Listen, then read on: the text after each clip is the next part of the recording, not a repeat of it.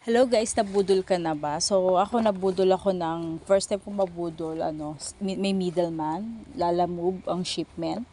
So itong ginawa ko, nasan ko na yung pera, pagkatapos yung tubo niya o yung commission niya ko no, tapos bumalik yung rider, binalik yung item, nabudol daw ako. So maraming nagaganyan. So nangyari, itinawag ko agad sa GCash, pagkatawag ko sa GCash, sabi nila intact pa yung pera, nandun pa yung pera. So, pwede ko pa mahabol na freeze yung account nila.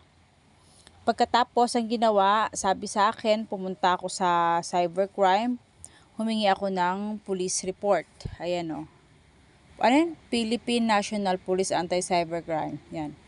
March 21, 2020. First time kong nabudol ako, di na ako umulit. So, yan. Nakakuha ko ng neto. Libre lang to sa police station. Free lang po yan. Ayan. Sunod, bibigyan ka nila, ipapasa mo to sa GCash via email. And then, hingi ka ng, release, waiver, and quit claim. Ayan. Bibigyan ka niya i-email nila sa'yo iyan. Tapos, papipirmahan mo. And then, ipapanotaryo mo. Yan, kailangan may dry seal yan. May dry seal yung akin. Tapos, yun. Alam mo kung magkano na-scam sa akin? Ito na-scam sa akin, 1,050 pesos. Yun. Ayan. That was April 3. Yun. Ito napagawa ko ng April 3. Basta 1 month, bago 1 month, magawa mo tong dalawang to. Pag nagawa mo na to, isasend mo sa GCash, babalik sa'yo yung pera na na-scam sa'yo. Nabalik sa akin, syempre, minus mo tong pagpagawa ko na ito is 300 kasi to, tong panotaryo. So, nabawi ko naman siya. Natuto naman ako. Kaya kapag kayo may mga na-scam ka, itawag nyo agad sa 2882 sa GCash.